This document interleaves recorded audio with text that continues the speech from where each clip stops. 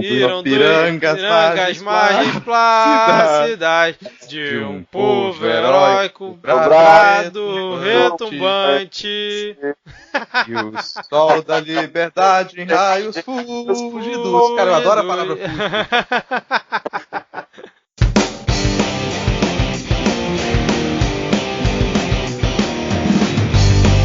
Olá, cidadão e cidadã, tudo bem? Eu sou Vitor Souza e está começando mais um episódio do Midcast. E hoje aqui comigo temos Júlia Caetano. Tudo bem, Júlia? Tudo bem, pessoal. É sempre um prazer. Boa noite, boa tarde, bom dia. Maravilha, Júlia. E junto comigo e com a Júlia, temos aqui dois estreantes no Midcast. Eu vou começar apresentando por ele. Rodrigo Hipólito. Por favor, Rodrigo, apresente-se para os nossos 10 ouvintes. E aí, galera? Toda a galera patriótica preparada para entrar na intervenção com a Venezuela? É muito prazer estar aqui com vocês hoje. Obrigado pelo convite, por ser tão bem recebido.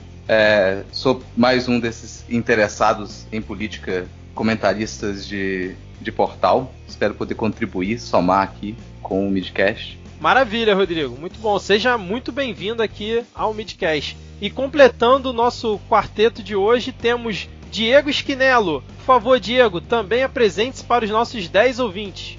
Salve, manozinho e manazinha. Eu falo aqui de Manaus, muito perto da treta. Tô com muito medo de ser um dos primeiros a ser convocado para ir lá tomar tiro de venezuelano.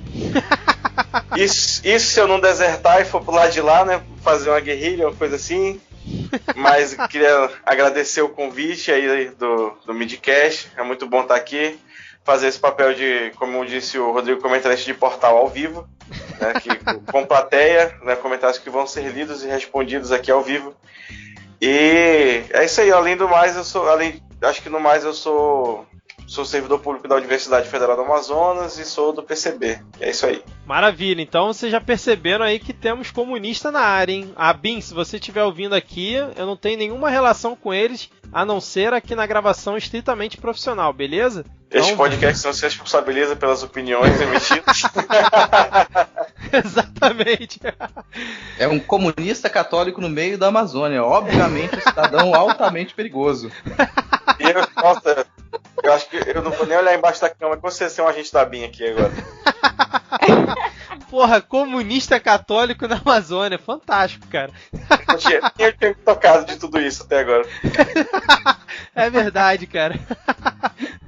Bom, como vocês devem ter percebido, hoje estamos aqui para falar sobre política. Porque se tudo der certo, mensalmente aqui no Midcast, iremos fazer pelo menos um episódio 100% sobre política. Foi uma promessa que fizemos aqui em 2018 e vamos, como o Bolsonaro sempre faz com as promessas merdas dele, tentar cumprir aqui em 2019. Então a gente vai tentar fazer um giro aqui por algumas das principais notícias da política nacional, né? Em 2018 a gente fez aqui no Midcast uma cobertura especial sobre as eleições e a gente gostou tanto disso que a gente resolveu fazer um episódio especial com debate focado em política, né? E como não poderia deixar de ser diferente, o foco aqui desses nossos episódios vão ser os assuntos envolvendo principalmente as coisas relacionadas ao governo do nosso novo presidente Jair Bolsonaro. E aí eu queria começar aqui perguntando como é que a Júlia tem se referido ao nosso presidente Jair Bolsonaro. Qual apelido você está costumando chamar o Bolsonaro na sua roda de amigos e inimigos, Júlia? Bolsolixo, eu sempre chamei de Bolsonaro. Mas isso é uma opinião bem particular, né? Assim, o pessoal que estiver escutando esse podcast já vai achar que eu sou o quê, né? Comunista. Mais uma comunista aqui no episódio de hoje, né? Rodrigo, como é que você costuma se referir ao nosso presidente maior, Jair Bolsonaro? Cara, eu vou te dizer que atualmente eu quase sinto um prazer de usar a expressão governo Bolsonaro. Porque no início do ano eu ficava aquele receio, nossa, é desagradável você falar governo Bolsonaro, só que depois de tanta pataquada, de tanto vexame, de tanta situação risível e estranha, além dos riscos que a gente corre, falar governo Bolsonaro toma um tom quase cômico. Então eu tenho sentido até um prazer de usar o sobrenome. Acho que eu prefiro falar agora família Bolsonaro. É o famoso rindo de nervoso. Exatamente. E você, Diego, como é que você costuma se referir aí ao Bolsonaro? Cara, eu vario muito, vai do que vem na cabeça, mas eu uso muito biruliro. Biruliro é muito bom, né, cara? Eu penso asno. Mas assim, agora, como eu mencionei que eu sou servidor público federal, meu querido chefinho tem que chamar de excelentíssimo senhor presidente da república. Mentira porra nenhuma. Você quer que, se você quiser, a gente corta essa parte aqui, cara, pra não complicar pra você. Não. Vamos lá. Só tenho fé. Beleza, cara. Se você tem fé, quem sou eu pra não ter? Mas aproveitando já esse início aqui de episódio, saiu hoje um levantamento, cara, não sei se vocês viram, uma pesquisa da CNT. Ah, eu vi!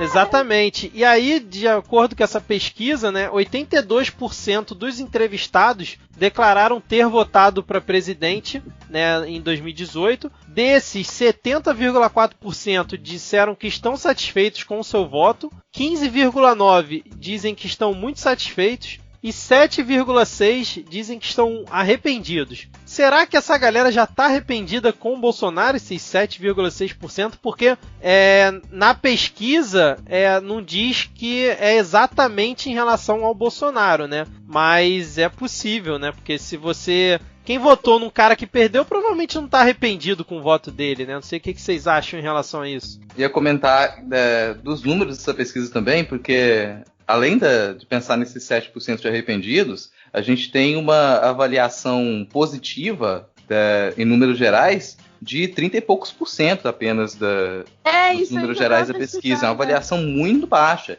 E considerando que mais de 70% dos entrevistados votaram no Bolsonaro, você ter quase 40% apenas de avaliação positiva, isso faz com que o governo ele inicie o seu mandato em menos de 100 dias com uma média muito negativa, né? Mas tem um contraste interessante, que esses 38% é a avaliação do governo. Aí mais embaixo tem uma avaliação do desempenho pessoal do presidente. Aí já é 57% de aprovação. Exatamente, era isso que eu ia falar aqui, né? Ele ainda continua com uma margem grande de apoio, né? Até porque, cara, são nem 2 meses completos de governo, né? Apesar de tanta merda que ele já fez, teria que ser um negócio muito bizarro para ele já ter um apoio tão pequeno, né? Júlia? Assim, muita gente se arrependeu, né?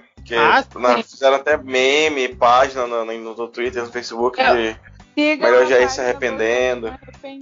É o que, Júlia? Sigam a página Bolsominions Arrependidos no Instagram. Eu recomendo. A Júlia se amarra nessa página. Mas já passando aqui para o primeiro tópico, vamos lá. Como é que vocês estão enxergando aí esse começo do governo Bolsonaro, né? Eu queria abordar 2 tópicos aí, se vocês quiserem ampliar o debate, podem ficar à vontade, que é o seguinte. Nesses 2 primeiros meses, ele já cumpriu uma promessa de campanha, que foi a questão de facilitar a posse de armas, né? Com aquele decreto que ele fez, assinando lá com aquela caneta da Compactor. E a questão da Bolsa de Valores, né, que o mercado continua muito empolgado aí com o governo Bolsonaro e não para de subir a Bolsa, né? Teve ali uma queda ou outra, principalmente ali por conta da questão da Vale, mas no geral a Bolsa continua subindo, ele cumpriu essa promessa maluca dele. Então, assim, ele tá tocando a lá Bolsonaro mesmo, né? Pra mim, no momento, não teve nenhuma grande surpresa em relação às coisas que ele está tentando implementar. Não sei como é que vocês estão enxergando aí esse começo de governo do Bolsonaro. Quem quer começar? Júlia? Não quero começar, não. Não, posso começar. Posso puxar desses 2 pontos, assim, até já era não teve muita surpresa sobre o decreto que facilitava a posse de armas, né? Já era uma expectativa que ele fizesse isso logo nas primeiras semanas, o que no fim das contas não tem uma grande consequência política, apesar da gente ficar muito assustado, de imediato isso não tem uma grande consequência política. No caso da Bolsa, das reações da Bolsa, eu acho que vem também muito de uma expectativa dessa entidade abstrata, o mercado, ou não abstrata, né? Sim, que é o mercado, de que as reformas, principalmente aceleração de mais uma reforma trabalhista, a reforma da Previdência, elas sejam rapidamente votadas. Então isso também já era esperado. Agora, se isso não é tão acelerado, se você não consegue formar uma estrutura de governo, formar o apoio da maioria da bancada, eu acredito que essa entidade maior ela não vai se mostrar tão feliz com os resultados, e a gente tem figuras ali que já estão agora no primeiro escalão que demonstram que talvez seriam mais capazes de responder positivamente ao poder econômico do que ele, né? Então eu visualizo um pouco esse início de governo um pouco naquele estilo política pão com leite condensado, né? Você vai muito no improviso, você tem algumas ideias um pouco estapafúrdias, elas começam a ir para frente, logo na frente você percebe que a gente tem uma Constituição, por mais que ela não seja sempre observada, a gente tem algumas instituições que, positivo ou negativamente, elas funcionam, e aquela sua proposta ela não pode ser implementada. Então a gente tem um governo de pequenos avanços, avança um passo, recua dois. E isso, na maioria das vezes, não funciona nem a curto nem a médio prazo. Então eu vejo um governo bastante vacilante. Não sei se era essa a expectativa do próprio eleitorado do Bolsonaro. Você forma uma campanha tão forte, você acredita que o Brasil vai se tornar um país de borboletas coloridas, né, de primeiro mundo, logo no início de janeiro, que a corrupção vai acabar, que vão enterrar todos os partidários do PT, e isso não acontece. Assim, a gente já vai daqui a pouco a gente vai para 100 dias de governo, e a gente tem poucas propostas realmente que andaram, uma delas por decreto, e uma alusão assim, a uma possível melhora econômica que ela ainda não veio. E como eu não fui um eleitor do Bolsonaro, apesar de eu sempre torcer pela melhora econômica, pela criação de empregos, eu não posso esconder um certo regozijo de perceber que aquilo tudo era realmente falseado, assim, e talvez não houvesse toda uma superestrutura conspiratória muito bem arranjada para que essa extrema-direita ela não apenas dominasse o cenário econômico, como ela conseguisse se manter ali. Isso me parece agora no início do governo, que talvez ela não se mantenha durante tanto tempo. Fico com uma expectativa de que essa onda comece a quebrar nas laterais, e daqui a pouco a gente tem algumas outras alternativas um pouco mais ponderadas e o Brasil volte para o seu clichê de centro.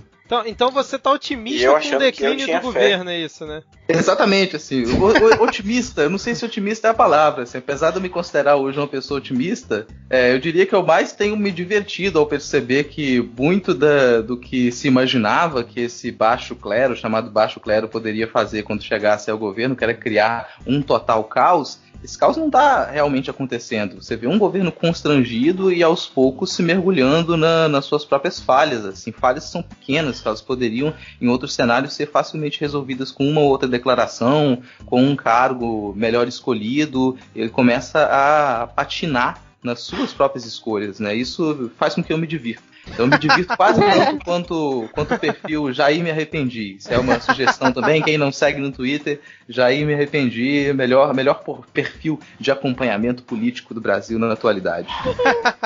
É verdade, cara, eu gosto muito também daquele site, o Acabou a Mamata, também é muito importante, cara. Muito bom.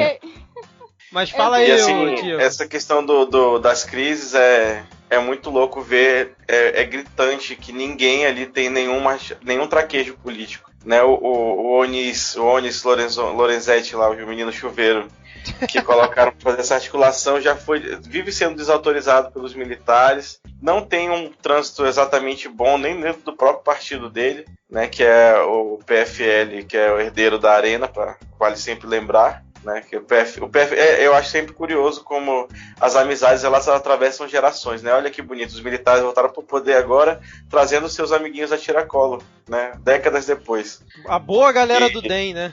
Pois é. E eu chamo, que eu só chamo de PFL, eu acabo esquecendo que agora chama Democratas. Mas, de qualquer forma, eu queria fazer uma observação sobre o decreto, que eu vi muita gente tirando por baixo, falando que não mudava nada. Principalmente gente da esquerda, mas assim, ele flexibilizou, realmente a regra continua basicamente a mesma, mas ele flexibilizou o critério para cumprir a regra. Tipo, antes você precisava comprovar que você tinha necessidade, que você era ameaçado, que você sofria risco. E agora não, agora basta uma declaração sua dizendo, não, eu sou sim. Aí colocaram um índice lá que habitantes de estados com, sei lá, mais de 10 homicídios por 100 mil, todos os estados estão dentro desse índice, né? Isso aí foi uma malandragem do caramba, né? Antes você precisava, por exemplo, comprovar que tinha um cofre em casa para guardar a arma. Agora você só tem que escrever lá no papel, eu tenho um cofre. É verdade esse bilhete, tá tudo bem. E a gente sabe que pelo preço, né, pela questão de acessibilidade, quem vai ter acesso a esse armamento são as classes mais elevadas, né? Então, o pobre de direita que votou no Bolsonaro não vai vender o seu Celta 2001 para comprar uma arma. Com certeza não. Eu também queria pontuar um pouco mais sobre essa questão do posse de arma, porque foi basicamente o que, pelo menos, não sei no círculo de vocês, mas no meu, daquela base assim, bem ignorante de eleitor do Bolsonaro, votou basicamente por causa disso. Falando, não, ele vai liberar arma para todo mundo, eu vou poder me defender. Sendo que todos sabemos que posse e porte de armas são coisas diferentes. E a gente já sabia que isso ia acontecer. A gente já sabia que ele estava querendo flexibilizar a posse de armas. Mas o eleitor básico do Bolsonaro, ele super acreditava que ele ia ter uma arma, assim, primeiro que ele ia ter acesso à arma como se a arma fosse barata. E segundo que ele ia ter uma arma andando na rua, assim, o cara me fechou no trânsito, deixa eu pegar a minha arma aqui pra mostrar uma moral aqui sobre ele. E isso foi a maior falácia, eu acho, que da campanha, não da campanha, porque em nenhum momento ele, acho que, eu não sei se na campanha eles citavam posse, porte, ele só falava, vou liberar a arma, alguma coisa assim. Mas eu achei isso de uma jogada de marketing incrível, porque você fala, vou liberar a arma sem dar detalhes, e todo mundo sabe que no brasileiro médio não vai ter arma na rua. No máximo você tá aumentando o número de feminicídio em casa agora. É isso. Mas assim, eu acho ingênuo achar que quem compra arma vai deixar ela em casa. Exatamente. O tipo de cidadão que quer acesso à arma, ele é o tipo de pessoa que acredita muito na impunidade para ele mesmo. Então ele vai sair porque eu não vou usar, e se qualquer coisa eu dou uma legalizada aqui com o policial e tá tudo bem. Esse é o grande receio, a respeito disso, descrever uma cena para vocês a respeito disso, assim, que eu acredito que ela é bem exemplar com relação a quem já teria expectativa e vai ter condições de ter o posse de armas, que é o momento do impeachment da ex-presidenta Dilma, e como eu observei isso aqui num bairro, que é um bairro de classe média de Vitória do Espírito Santo, que é o bairro de Jardim da Penha, bem próximo da Orla de Camburi, que é uma das principais orlas aqui. E no momento do impeachment, logo depois que ele é aprovado o pedido de impeachment, nas ruas, na orla da praia, a gente já tinha uma série já de manifestações e de protestos da classe média que habita os bairros residenciais aqui de Camburi, e não demorou nem segundos para ouvir os primeiros disparos, porque o que era mais comum é que a organização dos eventos de protestos, das passeatas da direita pró-impeachment, já levasse armas em cima dos trios elétricos, e no momento do impeachment essas armas elas começaram a ser disparadas para o ar. A comemoração do impeachment era uma comemoração com disparos. E essa cena, que era uma cena até aterrorizante, quem estava próximo dos prédios e que não estava comemorando aquilo, começa a ouvir os disparos, a ouvir as ofensas proferidas contra a ex-presidenta, e isso é uma coisa que ela se repetiu em pequena escala em alguns locais, e em uma escala ainda maior durante o momento da eleição do Bolsonaro. Assim que se afirmou que Bolsonaro estava eleito, foi possível novamente ouvir disparos nesses bairros de classe média aqui como uma comemoração. E junto a isso, relato de outras comemorações, e amigos e amigas se sentiram também já acuados dentro de casa com a família que eram eleitores do Bolsonaro, e os filhos e filhas que não estavam nessa mesma corrente, de começar a se preocupar porque os pais e tios tinham arma dentro de casa. Isso para mim é sintomático, que a comemoração de um processo político ela seja feita com disparos de arma de fogo. É um relato maravilhoso do nosso cidadão de bem aqui no Brasil, né, cara? Impressionante. Mas eu queria puxar um outro tópico aqui. Vocês querem falar mais alguma coisa ou eu posso avançar aqui na pauta? Pode avançar. Então, eu queria falar com vocês em relação a respeito do grande desfile de escolas de samba que é esse governo, né? Porque num desfile de escola de samba, você tem diversos recuos de bateria, né? E esse governo é mais ou menos isso, né? É recuo o tempo inteiro. Parece que a gente está assistindo ali um desfile, toda hora tem um recuo da bateria, depois a bateria volta. E o governo é isso. Faz uma merda, recua e volta para a normalidade. E eu queria saber o que vocês estão observando aí em relação a esses últimos recuos que o governo teve ao longo desses 2 meses, qual que vocês gostariam de destacar aqui para a gente poder comentar.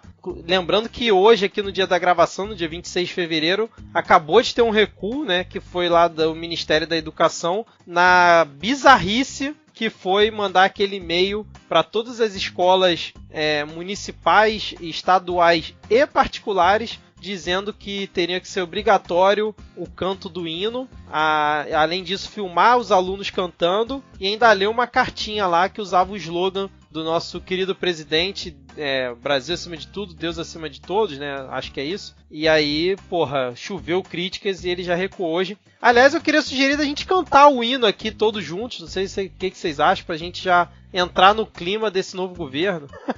Mas ele vai ter que filmar e mandar pro ministro, senão não vale. Não vai valer.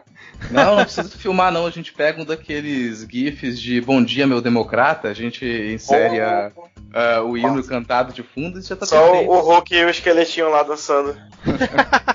Mas como é que vocês assim, enxergam aí esses recuos do governo? Toda hora um recuo novo. Sobre os recuos, assim, antes de a galera mencionar fatos, assim, eu queria traçar esse paralelo que eu acho que é sempre importante. Desde que o Trump foi eleito, né, nos Estados Unidos, eu tenho acompanhado a política de lá para aqueles programas de talk show noturno, né, que tem uma notícia com piada ali, que eu acho o formato bem legal, mas assim, dá para ver bem essa questão de você vazar, entre aspas, alguma coisa, ver como é que fica a opinião pública, e se der bom você oficializa, se der ruim você não oficializa.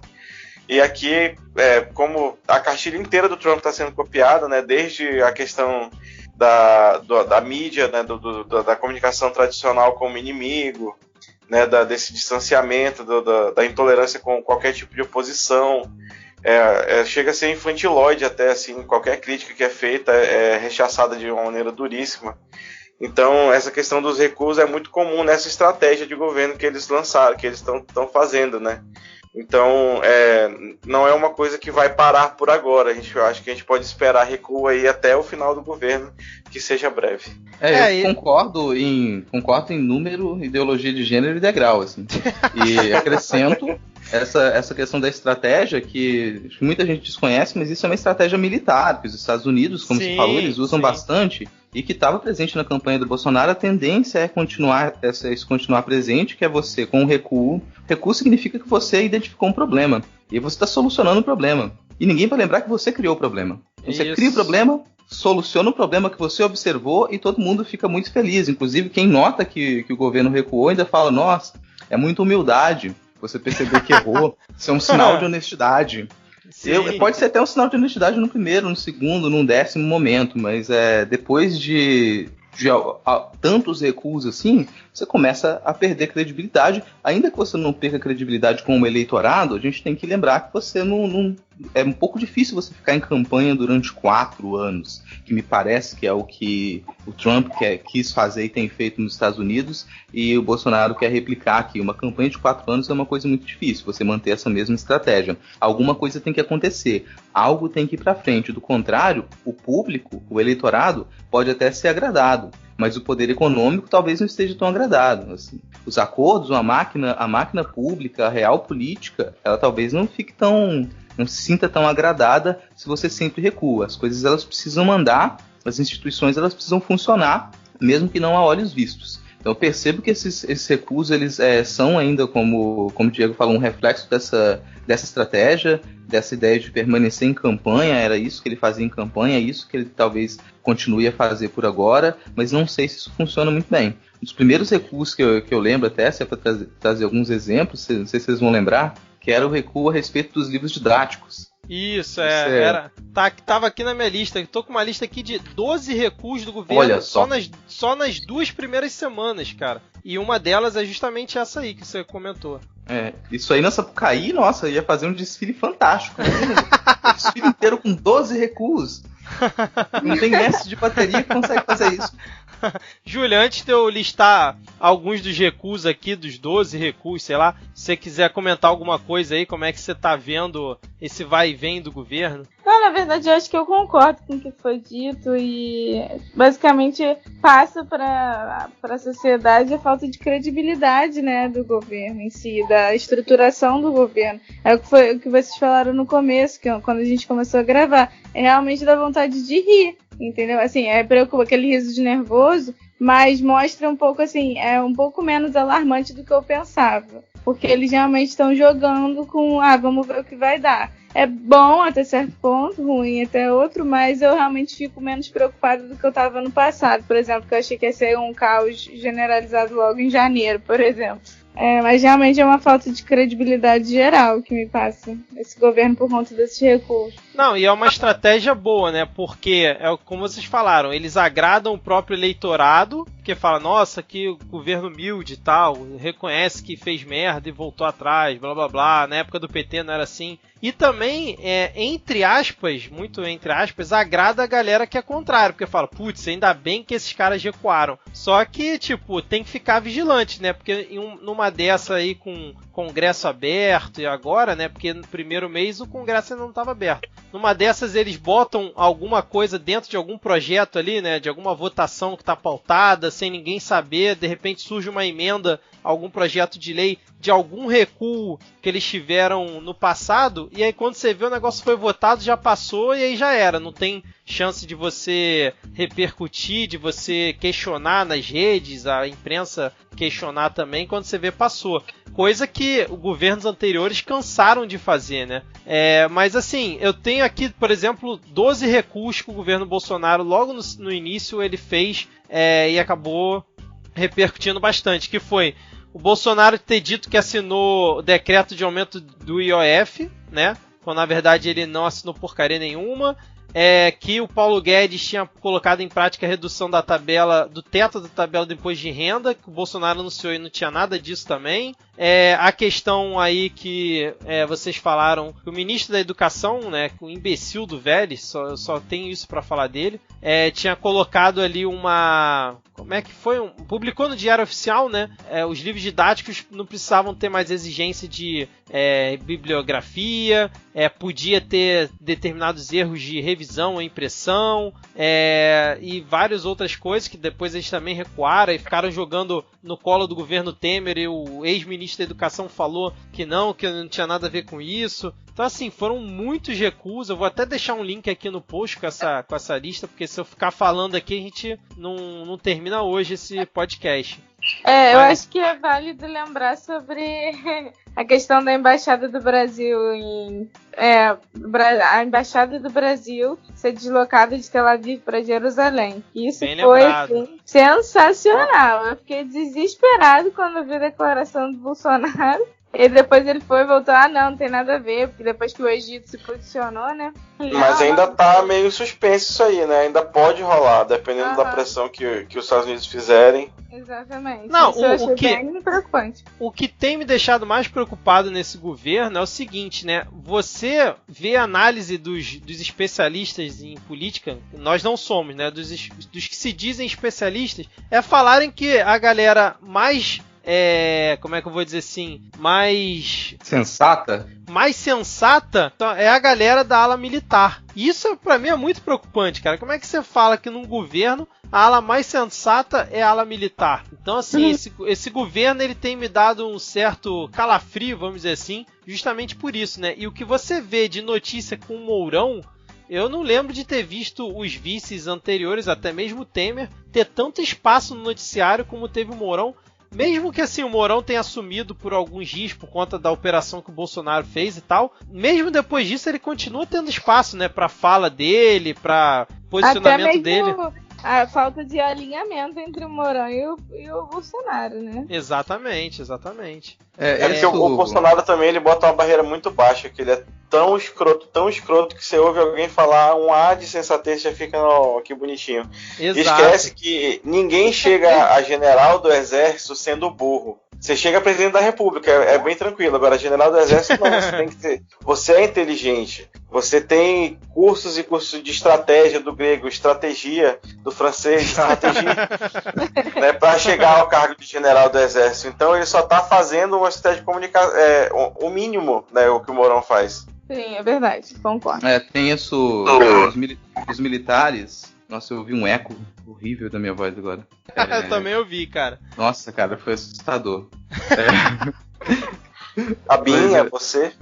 Nossa, deu um arrepio. Ainda mais que eu ia falar dos militares agora. Isso dos militares são algumas coisas que eu acho curiosas, assim, é claro, também de ficar. De ser estarrecedor que eles sejam o que há de mais coerente nesse momento no governo, mas num pensamento frio isso me parece quase inevitável. Primeiro por a gente tratar agora com o chamado baixo clero, que são pessoas que elas não têm aquela dinâmica de Brasília, elas não estão habituadas com como funcionam aquelas engrenagens, nem do modo prático, nem no diálogo. E algumas dessas figuras dos militares, elas já estavam presentes no governo anteriormente. Se a gente for pensar hoje no grande escalão do governo, as figuras não militares elas são poucas. É claro que a gente tem os ministérios menores, mas dentre os ministérios mais chamativos, os não militares seriam o Paulinho Guedes, o Serginho Moro, a nossa Paulinho Guedes. O Paulo Guedes. O Paulo Guedes, tá? E o Onix. O Onix Pokémon seriam assim, as figuras de primeiro plano ali, que elas não têm ligação nenhuma com os militares, assim. Esses ministérios que são um pouco menores e relevantes, como o MEC do treinador, eles não são militarizados, mas é porque eles talvez, nesse momento, eles não tenham cargos tão importantes assim. E sobre essa presença dos militares coerentes, tem 2 pontos que eu acho importantíssimos a gente lembrar, assim. Primeiro que o Brasil ele não passou por uma justiça de transição muito efetiva, que a maioria das democracias que elas tiveram processos ditatoriais ou processos de apartheid, como foi na África do Sul, elas têm um período ali de 15 anos, 10 anos, do que a gente chama de justiça de transição, em que você vai tentar responsabilizar algumas das pessoas que estiveram envolvidas com crimes contra a humanidade e reestruturar os cargos públicos. No Brasil isso não aconteceu. Os militares eles sempre estiveram presentes e eles têm a tutela oficial da ordem brasileira. Eles têm a tutela para manter a ordem no cenário nacional, isso é constitucional, então eles sempre estiveram presentes, eles nunca escaparam. O fato deles estarem sempre presentes também faz com que muito da formação dos militares brasileiros dos últimos tempos, ela tenha um enfoque em manter as coisas brandas, assim. O Mourão, ele talvez nem fosse desse grupo mais brando, ele não fosse desse grupo que compreende o que foi a ditadura militar e quer manter o processo democrático mais limpo. Tanto que, se vocês forem lembrar das primeiras declarações dele durante a campanha, ele era uma figura a ser contida. A postura era o contrário.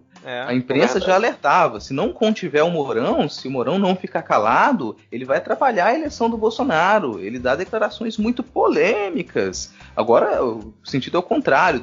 Mandei um link aqui para vocês, depois se quiser colocar na postagem também, que é um texto da agência pública que explica pra gente como ocorreu essa transformação do Mourão também, através de aulas de media training com o Alexandre Lara de Oliveira, que ele trabalha com o governo desde 2014 na área de comunicação, e ele deu um intensivão de media training ali para o Mourão, para ele saber como responder às questões mais incisivas e ele manter um posicionamento mais brando, conseguir dar declarações que elas não estejam necessariamente de acordo com o viés ideológico do governo no qual ele se insere, mas que possa fazer um contraponto ali com as áreas mais radicais, tanto dentro do PSL quanto dentro do próprio partido dele, que é menor. Então a gente tem uma transformação dessa figura, mas ela não deixa de ser a mesma figura de uma ala mais radical do exército. É isso que me deixa mais receoso. Menos os outros militares que estão presentes e mais uma ascensão do Mourão que pode puxar militares mais radicais.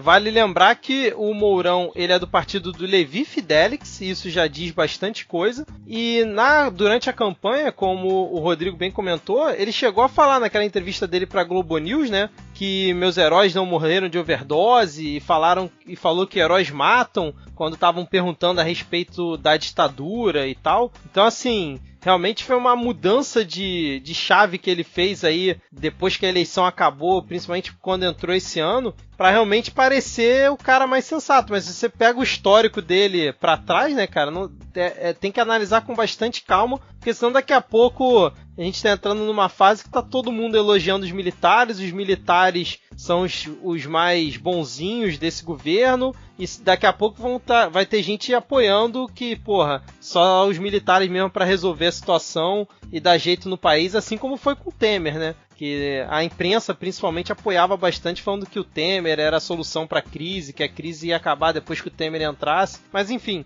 mas vocês têm mais algum ponto a falar a respeito dos recursos? A gente pode avançar aqui na pauta? Só aproveitar que a gente estava falando de ministério e que essa presença, né, muito forte dos militares, e dizer que dos não militares, assim, tem o Moro e o Guedes, e os outros são toda indicação do Olavo de Carvalho, né? Nossa, verdade. Então a gente vai chegar nessa parte aí.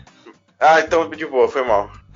Não, tranquilo, é porque o próximo tópico aqui da pauta são justamente os ministros do Bolsonaro e todas as polêmicas em que eles estão envolvidos, né? E aí eu já queria puxar justamente por um dos indicados do Olavo de Carvalho, daquela besta quadrada, daquela anta, que é o Ricardo Vélez, que a gente já comentou dele aqui dos erros de livros didáticos, né?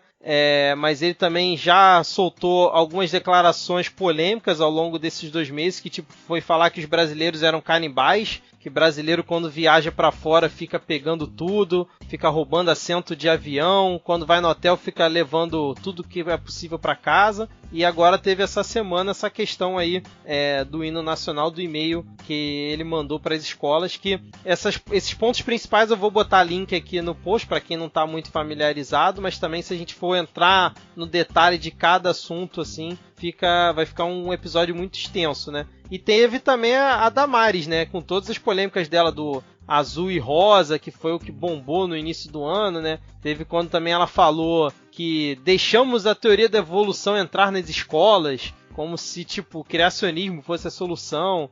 Teve também a questão quando ela falou que os hotéis fazendas eram uma coisa de fachada e, na verdade, são locais para turistas irem transar com animais. Isso é uma declaração antiga. Essa é uma declaração antiga dela. Tanto essa da teoria da evolução quanto dos hotéis de fazenda são declarações dela de 2013, mas que mostram bem a cabeça dela, né? Porque, vocês vão me desculpar, mas por tudo que ela já tem falado, com certeza a mente dela não mudou em relação a esses pontos, né? Eu duvido muito. É a questão do azul e rosa que foi o que mais pegou aí no início do ano. E a gente tem várias outras polêmicas envolvendo ministros, e aí eu queria que vocês pudessem comentar alguma coisa aqui que vocês queiram em relação a essas figuras aí, algumas totalmente execráveis, né? Dá pra começar pela Damares, né? Pela Damares, justamente falar que todo mundo tá achando que ela é só um chamariz, de fumaça, né? Pra cortina de fumaça, mas olha,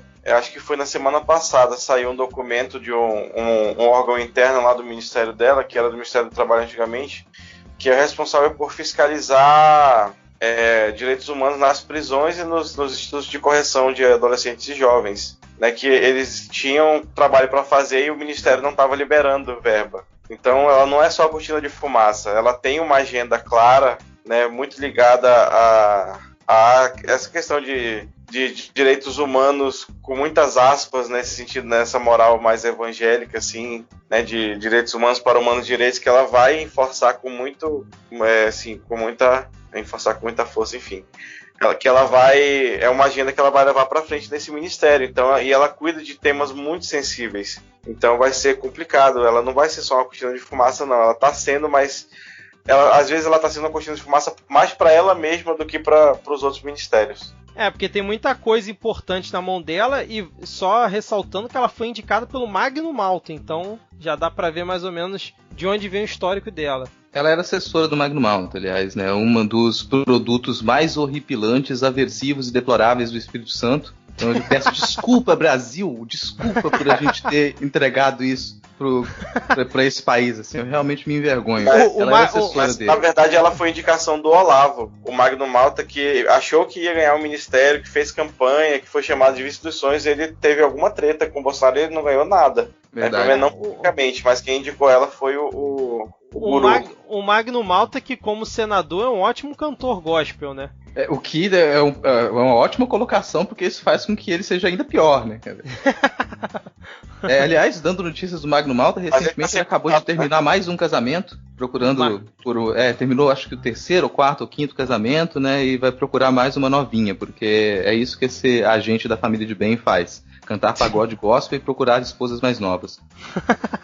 Mas, Júlia, você tem algum comentário aí a respeito dos nossos queridos ministros? Alguma observação que você queira fazer? Alô, Júlia? Júlia! Vocês estão me ouvindo? Não, eu tô te ouvindo. Acho que o microfone dela caiu de novo ou ela mesma caiu, né? Júlia! Mas enquanto ela não responde... Manda abraço aí. Vou continuar aqui o comentário sobre a Damares, que eu acho que é importante, como o Diego comentou, ela não é só uma cortina de fumaça, essas declarações elas indicam aquilo que o próprio Bolsonaro colocou lá no seu discurso no exterior, que falava dos verdadeiros direitos humanos, né? A gente que tem um pensamento que tem a cabeça um pouquinho no lugar quando a gente não está muito drogado, né? O pessoal da esquerda, quando não está muito drogado, a gente está sóbrio no momento. Só pra deixar claro que eu não faço parte desse bonde aí, não. Não, porque a gente é tudo drogado, abortista, maconhista, né? Então quando a gente tá ali com a cabeça no lugar, a gente vai que minha mãe escuta esse episódio aí, o que ela vai pensar? Mãe, não tem nada a ver com isso não, hein?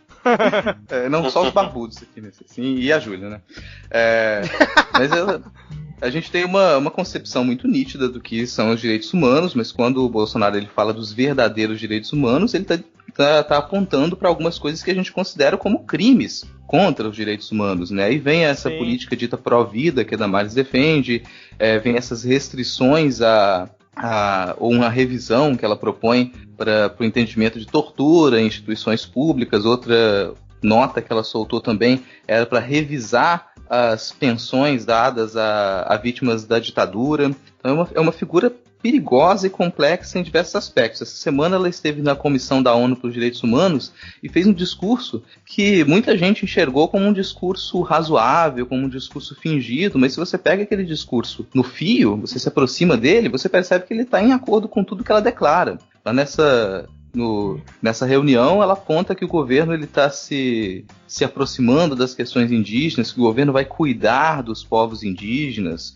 que o governo vai cuidar da vida. Essa colocação generalista de cuidar é rumo a esses chamados verdadeiros direitos humanos. Então é uma figura que ela me assusta em diversos aspectos, também porque eu considero que ela é uma figura que precisa de uma intervenção psiquiátrica. Ela mostra claramente sinais de estar numa crise psicótica em alguns momentos, e ela representa muito de um tipo específico aí de neopentecostalismo, que ele é construído a partir de teorias da conspiração estadunidenses. Exato. É uma invasão de teorias da conspiração estadunidenses que ela aporta no Brasil no início dos anos 2000, e ela tem um resultado devastador das nossas igrejas. Essa teoria da prosperidade, nessa teologia da prosperidade que ela chega aqui junto com isso, esse discurso que tenta enfiar criacionismo dentro das escolas, ele é forte nos Estados Unidos também. Ele está se mantendo lá. Esse risco de uma possível doutrinação, esse medo de que a liberdade religiosa seja censurada, que você não tenha mais liberdade de expressão religiosa, todas essas falácias discursivas, elas foram importadas para cá, e a Damares representa muito disso. Ela é isso até o fim da picada, né? Então ela me assusta por essas razões, e porque ela tem ganhado cada vez mais poder. A gente viu nos áudios do Bolsonaro que vazaram recentemente que as figuras a quem ele consulta o Ernesto Araújo, ele consulta a Damares, são as pessoas para quem ele liga no momento de saber, peraí, isso aqui vai ser possível? A gente vai fazer esse investimento? Vai ter essa viagem? Vai ter essa declaração? Vai ter essa intervenção? E se é nessas figuras que o governo está confiando, nesses indicados do Olavo de Carvalho, meu amigo, aí você pode ficar assustado. Você lembrou bem, o Ernesto Araújo é outra figura deplorável, né, cara? Esse cara é o nosso forte chanceler. É o melhor nome que eu achei pra ele até hoje é esse. É o Forte Chanceler. É Marinado com teoria da conspiração. Ele acorda, ele escova o dente com teoria da conspiração, ele toma banho com teoria da conspiração. É uma galera que você pensar que são formados pelo olavismo. Se pensar uma galera que ela se forma com vídeos do YouTube. Dada conta dos youtubers, a gente tem youtubers muito bons, muito progressistas e que fazem um trabalho de formação. Mas de modo geral, se a gente for pensar nessa formação dele ali, eles é uma galera que nunca se aprofundou em nada, que não tem uma leitura muito extensa, que não conhece nem os meandros das instituições públicas, a ponto do nosso ministro da Educação dar a declaração que ele deu recentemente. Exatamente. Assim, mas nesse caso o Ernesto Araújo é exceção, porque ele é diplomata de carreira, né? Pois é, cara, exatamente. Isso que é mais maluco. Não, e você pega o histórico dele, o cara chegou a apoiar o Lula no passado, e agora o cara, parece que sofreu uma lavagem cerebral e, vê conspiração em tudo, é impressionante. Mas eu até costumo comentar com os amigos que, assim, eu não vejo problema do governo ser de direita, por exemplo, que nem vocês falaram de youtuber, ter youtuber de direita defendendo seus pontos, assim como tem os de esquerda. Eu só não acho que, essa galera que a gente tá falando que é de extrema direita, assim como tem galera de esquerda também, que acaba sendo mau caráter nas colocações que elas fazem, porque utilizam de, como é que eu vou dizer assim, daquela desonestidade intelectual para influenciar pessoas com coisas que não existem, coisas malucas, conspirações mirabolantes, que na verdade não existem, só que eles têm o poder da narrativa tão forte, né, tão bem treinado, que acaba levando um enxame de pessoas junto para acreditar naquilo que eles estão falando, como por exemplo, o Nando Moura. Ainda bem que foi desmonetizado aí recentemente. Desmonetizado. De Carvalho, exatamente. Então, assim, o problema, na minha visão, não é o cara ser de direita, o problema é o cara ser mau caráter, seja ele de qual lado for. E tanto o Olavo de Carvalho quanto o Nando Moura, esses caras são extremamente desonestos intelectualmente e acabam influenciando pessoas que, não conseguem ter uma visão um pouco mais ampla do que está acontecendo, acabam acreditando em tudo que é falado ali, né? E isso está contaminando diretamente esse governo, coisa que a gente, pelo menos na nossa percepção, pelo menos na minha, não sei na de vocês, a gente não via isso ocorrendo, mesmo quando era o PT, que é um partido de esquerda e que tem fortemente a sua ideologia, mas você não via, pelo menos eu não me recordo, de uma influência conspiratória que tá todo mundo contra eles, entranhada dentro do governo, né? Pra mim você definiu um pouco do leitmotiv da extrema-direita, que é uma grande frustração e aliada a crenças conspiratórias e um pavor do outro, assim. Isso pra mim é extrema-direita. Direita no Brasil também não teria tanto problema em dialogar com ela, mas direita era o quê? Direita era o FHC, direita era o Serra. Centro-direita era o Ciro Gomes. Aí quando você começa a considerar o Ciro Gomes como esquerda, quando a gente começa a considerar que esse tipo de aliança, a gente percebe, peraí, a direita do Brasil ela desapareceu, ela deu lugar para uma extrema-direita, e com essa extrema-direita é impossível dialogar. Na verdade, no mundo, mas no Brasil a gente conseguiu ver um deslocamento do espectro político inteiro para a direita, né? Você imagina uma reta assim que tinha, sei lá, a Arena de um lado e aí o PCB do outro, lá na década de 70, né, que como extremos aí da direita e da esquerda, e aí você foi trazendo o que era a extrema esquerda mais para perto do centro, ao ponto do próprio Partido dos Trabalhadores ser considerado um partido de esquerda, que já não é tão considerado pela maneira que ele governou, de conciliação de classe, de concessão ao capital internacional, etc. Então, a gente viu, né, o Ciro Gomes ficou bem paradinho no lugar onde ele sempre esteve, e a gente viu a esquerda aí se aproximando dele, né, deixando de lutar por pautas históricas, de reformas mais profundas no Estado, e tentando fazer assim, o que dava, né, um arrozinho com feijão, enquanto a direita, né, foi andando para o outro lado também. Então, parece que o espectro político inteiro se deslocou. E a gente está com uma extrema-direita muito exacerbada e uma esquerda meio perdida e muda. Exatamente. Júlia, tá por aí? Júlia, alô, Júlia. Eu já tô preocupado com a Júlia. Eu acho que a BIM chegou lá. A gente estava pensando que o primeiro a ser atingido era o cristão não foi atingido. Mas é que tá, pra chegar aqui na Amazônia tem que aguentar a mata, rapaz. E o pessoal achando que ia chegar aí com uns 30 soldados, conseguir atravessar a Amazônia pra invadir a Venezuela, né? Olha aí. Não, aqui a gente tem um soldado muito bom, chama Mosquito da Malária. É uma maravilha. Mata tudo. Peraí que eu tô falando aqui com ela no WhatsApp, vamos ver o que ela vai responder aqui. A Júlia falou que mais 5 minutos ela tá de volta, então vamos seguir aqui, daqui a pouco ela retorna.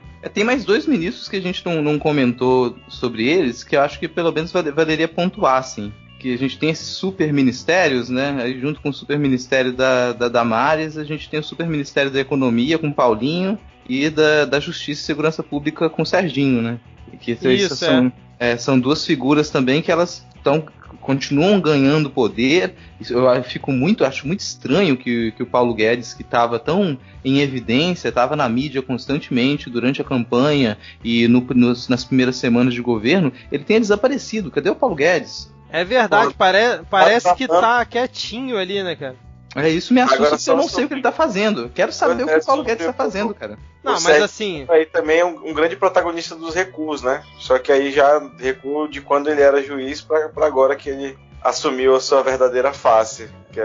Em relação... Eu tô achando muito bom esse negócio de Serginho e Paulinho. Em relação ao Paulinho, parece que estão querendo dar aquele ar dele de que assim, não, o cara tá focado só em trabalhar na reforma da Previdência e nada mais... E, tipo, deixa ele quietinho lá. Só que, como vocês falaram, né? Durante a campanha, inclusive, ele falou algumas bobagens com que o Bolsonaro não concordava. E agora, realmente, parece que deram um cala-boca nele, né? E o Moro, com esse pacote anticrime dele, com a questão ali do Caixa 2... Que merda, foi... né? Nome merda, realmente. Uma lei anticrime. Porque tem alguma lei que é pró-crime. Eu fico muito puto com o nome dessa lei, velho. Eu sei que isso aí já tava mais... acho que não sei se estava mais embaixo, mas eu falar desse pacote anticrime é um nome horrível, mas quando eu percebo esses nomes que a extrema-direita dá para suas propostas... eu consigo enxergar ali também uma estratégia, sabe? Você nomeia uma proposta de uma maneira que quem for contra aquela proposta está sendo contra um valor quase universal, um valor generalizado. Aí você chama uma proposta de escola sem partido, e quem for contra aquela proposta está querendo doutrinar as escolas. Você chama um pacote contra o crime organizado, que era o foco do pacote, de pacote anticrime, e qualquer pessoa que criticá-lo automaticamente é a favor do crime. Então é uma estratégia que ela é muito genial em alguns aspectos. A gente tem um exemplo aqui no Brasil, eu vou me permitir trazer para minha área, mais como um exemplo mesmo, de como pode ser genial nomear alguma coisa para apagar outras. No início do processo de desenvolvimento da arte contemporânea no Brasil, tem um movimento chamado neoconcretismo, que é um movimento construído basicamente pelo Ferreira Goulart. Era um poeta que ele pensa uma resposta aos concretistas paulistas. Como ele tem uma rixa muito grande com os concretistas paulistas, ele estava trabalhando no Rio de Janeiro naquela época com os concretistas cariocas, a maneira como ele encontrou de jogar uma pá de cal em cima do concretismo paulista é falar que agora a gente tem o neoconcretismo. Então qualquer pessoa que se dissesse concretista estava apontando para o passado. Você nomear uma proposta, você nomear algo que você disse que é para o futuro ou para atingir algum inimigo, faz muita diferença. Me parece que a extrema-direita aqui, ela aprendeu muito bem essa lição. Ela consegue nomear as suas propostas, nomear as suas ideias de uma maneira que você fica amarrado. Você precisa fazer um grande malabarismo para explicar para a população, de um modo geral, para explicar para a massa que você criticar a proposta anticrime não é você ser a favor do crime. Você precisa fazer um malabarismo para explicar que você criticar a escola sem partido não é porque você quer partidarizar a escola. Então esse é um nome idiota, mas é um nome idiota muito bem pensado. Porque a partir do momento que você tem que fazer malabarismo para explicar o seu ponto, você já perdeu a maior parte da atenção, vamos dizer assim, do público, do brasileiro médio, né? Porque o pessoal não vai ficar prestando atenção, vai prestar atenção ali nas suas 2 primeiras frases de declaração e, tipo assim, o resto vai simplesmente ignorar, como vocês bem pontuaram aí, é verdade, cara.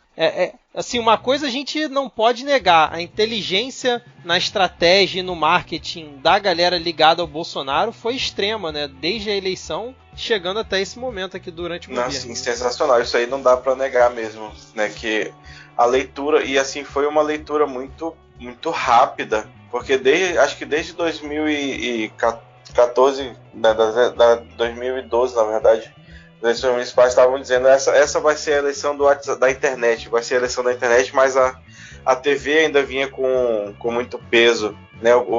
Tem um podcast que chama NBW, que a galera trabalha com marketing político, eles sempre comentavam sobre isso. Né? Que será que essa vai ser a eleição da internet? E aí, todo mundo que eu ouvi falar no começo do processo eleitoral, lá por julho, agosto, estava dizendo que ainda não tinha potencial para fazer tudo isso pela internet, que a TV ainda ia ter um papel muito importante. E a gente viu que todas as análises foram por água abaixo, assim, lindamente. Né? O Alckmin tinha 5 minutos de propaganda na TV e não conseguiu nada, nenhum resultado eleitoral expressivo. Você pega o partido que foi pro segundo turno e quase ganha em uma eleição, e na próxima eleição ele fica, sei lá, ficou em quinto, sexto, uma coisa assim, né, se confiando nos meios nacionais de fazer campanha. Enquanto isso, o espírito, né, do bolsonarismo rondando pelos grupos de Zap Zap, onde a sua tia te mandava todos os dias uma notícia que o crime está louco, está exacerbado. Então, realmente foi genial essa leitura rápida e a utilização deles dos meios de comunicação. Exatamente.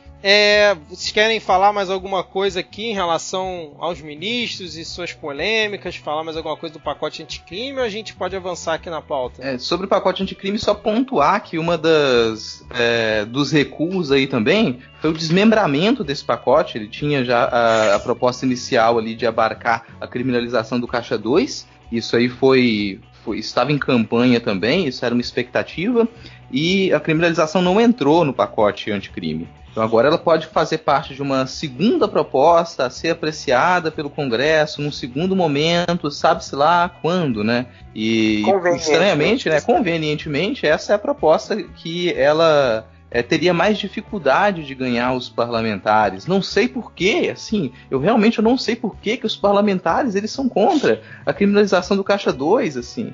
Eu não sei, talvez alguém acredite que os parlamentares eles se elegem um Caixa 2 de campanha, mas quem iria pensar nisso? Sei.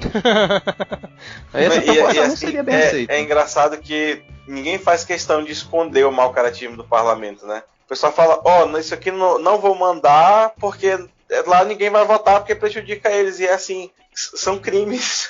Ninguém faz questão não tem protocolo, ninguém faz questão de esconder nada. A gente sabe que o parlamento é corrupto, é safado, e a gente tá ok com isso, aparentemente. E essa era uma bandeira do Moro, assim. Vocês vão lembrar da declaração do Moro, sim, de que Caixa 2 é pior do que corrupção. Sim, exato.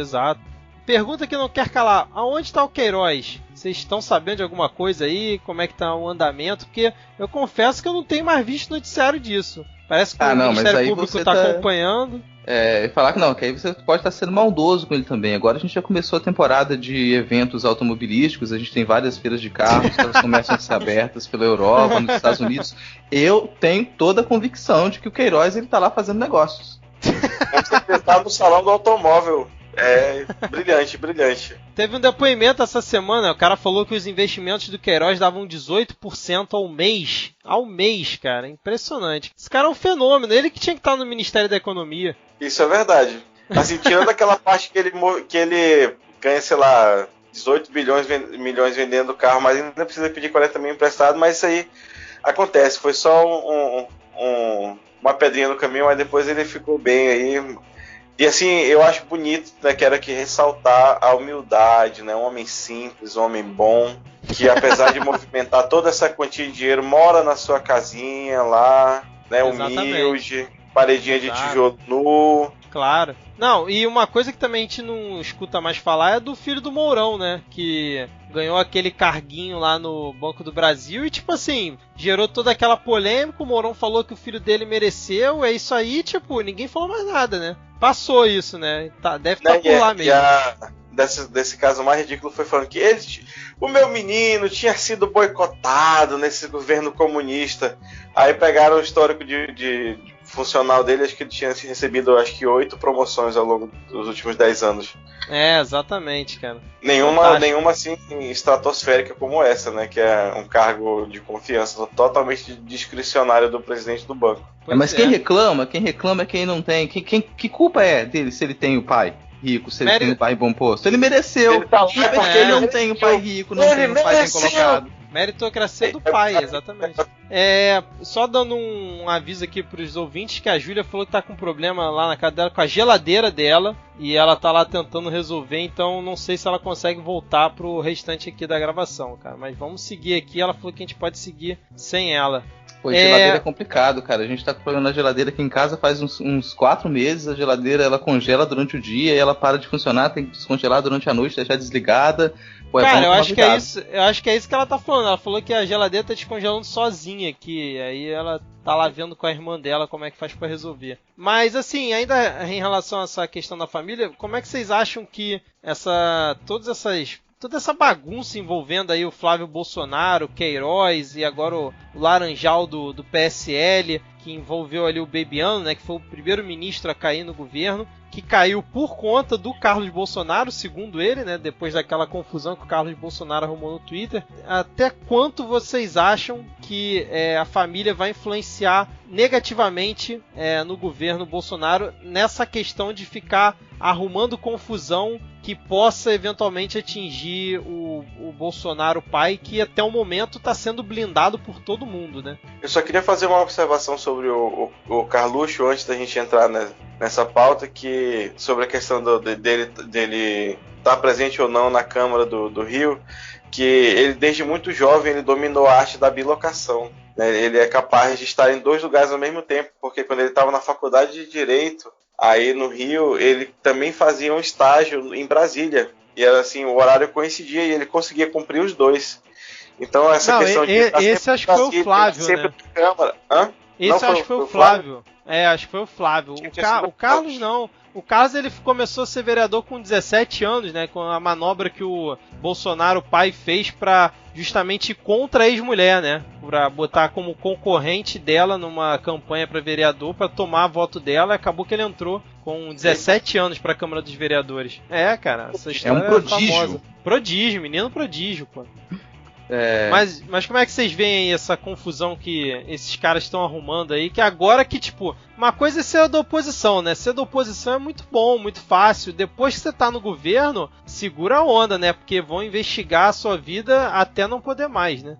Isso eu tenho a dificuldade de analisar, porque isso é uma coisa um pouco inédita no cenário brasileiro. A política brasileira, por mais atolada em indicações, em continuidades familiares que ela teve, ela jamais teve uma família completa no poder, com um nome em ascensão, como já aconteceu nos Estados Unidos em diversos momentos, em que a gente consegue reconhecer os nomes, né, de algumas famílias que elas tiveram em estado de poder, como os Bush, por exemplo, mais recentemente. Aqui no Brasil a gente nunca teve isso.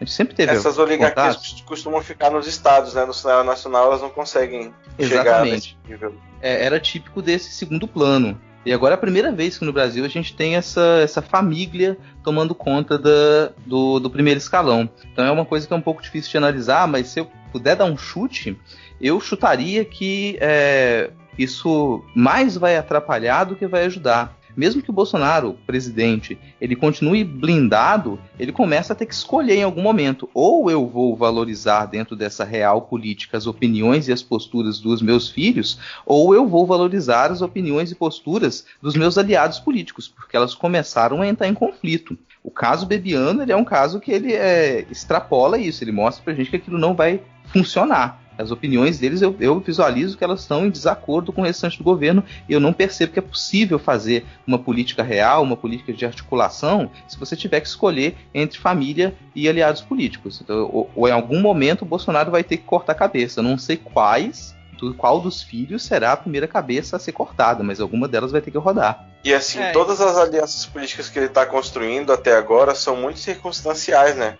Acho que só o Bebiano, que estava fechado com ele ali e não abria por nada, que ele investiu no Bolsonaro desde antes do Bolsonaro existir, com reais chances de ganhar. E ele foi o primeiro cara que rodou. Imagina a mensagem que isso passa para os aliados mais de oportunidade, como o caso do Democratas, como alguns outros políticos, deputados mais próximos, né? Se derrubaram o cara que estava com ele desde o começo, imagina um aliado que não tem uma aliança tão forte. Eu já tenho uma visão que, assim, os democratas eu acho que até gostaram disso, né? Porque mostram que eles vão poder barganhar com o governo da forma como eles quiserem. Porque, como você falou, se acontecer isso com o Bebiano, o que não pode acontecer, por exemplo, com o ministro da Educação, certo? Só que, como estão as duas casas na mão do Democratas, por mais que o Bolsonaro tenha também cumprido uma promessa dele de formar um ministério não negociando direto com as legendas,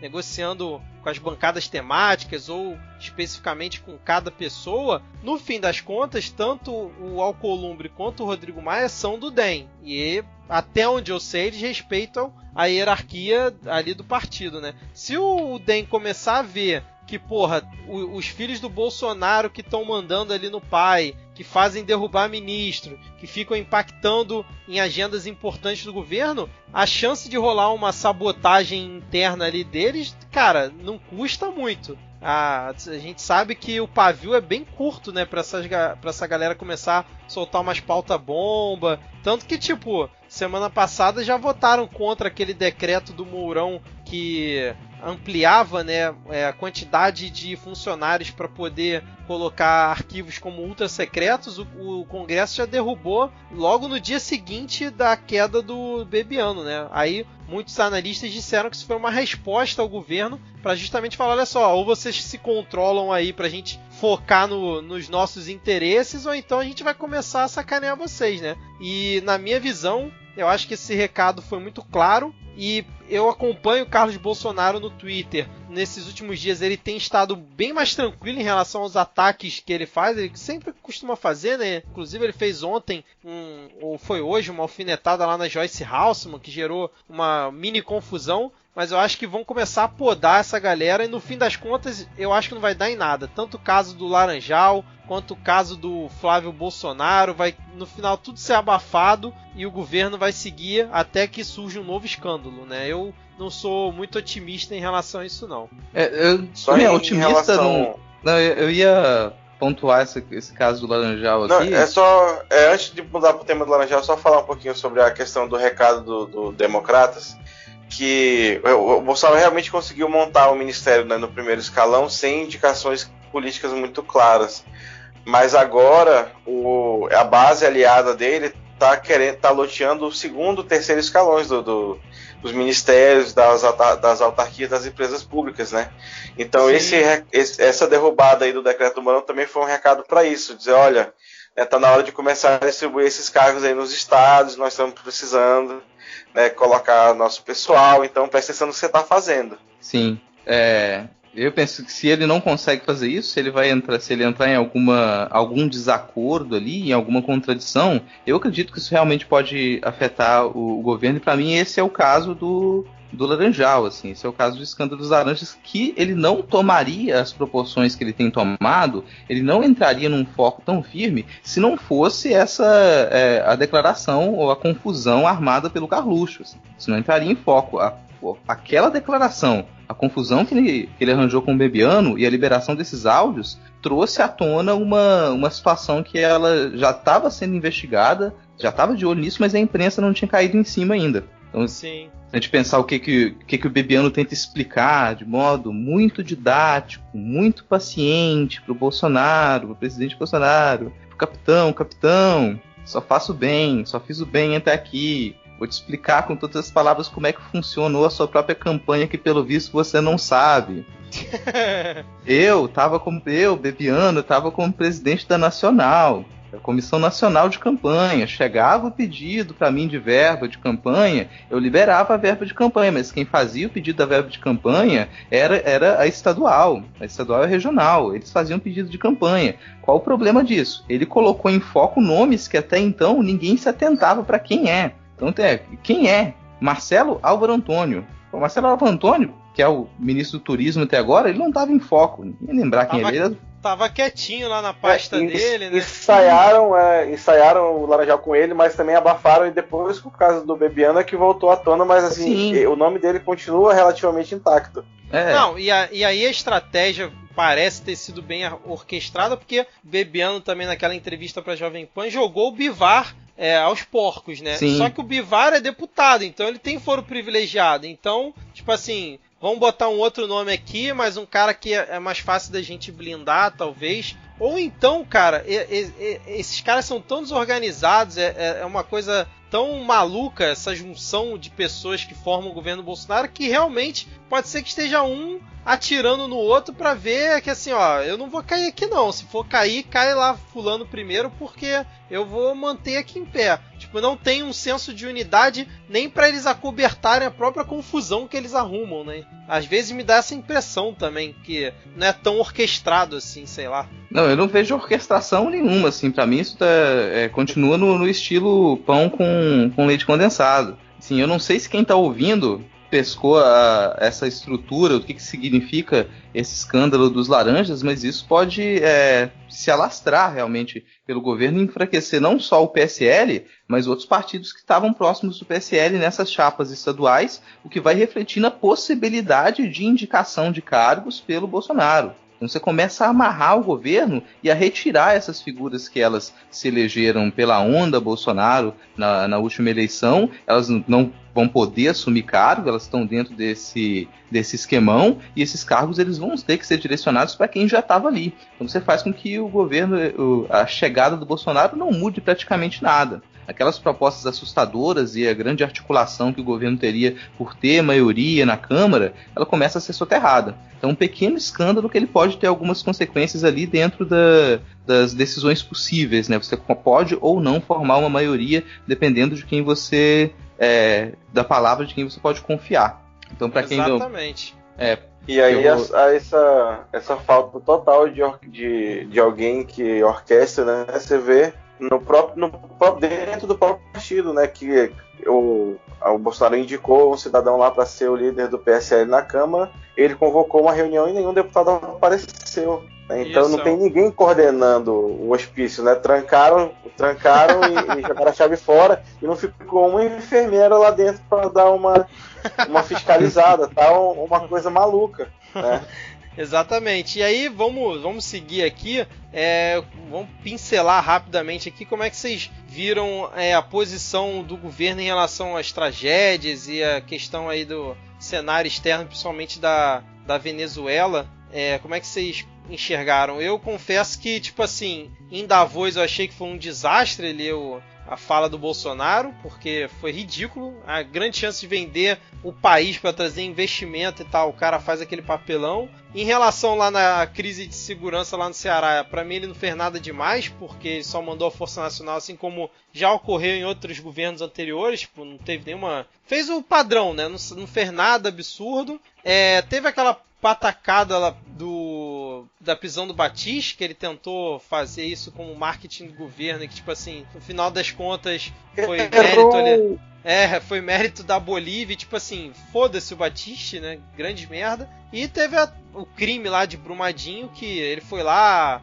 Eu até achei uma atitude interessante ele ter ido lá no dia seguinte, sobrevoado de helicóptero. Não que ele fosse resolver alguma coisa, mas assim, como um símbolo, eu achei que foi uma coisa, uma mensagem legal que ele passou. Mas assim, das ações do governo, aquela questão de trazer a galera de Israel, achei tipo assim, uma coisa totalmente bizarra e tipo do nada que surgiu isso. Também não vi nenhum movimento extraordinário que ele fez, pra mim também foi uma coisa padrão. E agora tem a questão da Venezuela, que pra mim o Brasil tá sendo lacaio dos Estados Unidos e querendo mexer num vespeiro que até então a gente tipo não tinha tanta necessidade de ficar se intrometendo nas questões lá da Venezuela, né? Não sei como é que vocês veem todos esses pontos aí, falei bastante coisa aqui, né? Com relação a essas crises, assim, eu acho que, voltando à comparação com o Donald Trump, a gente vê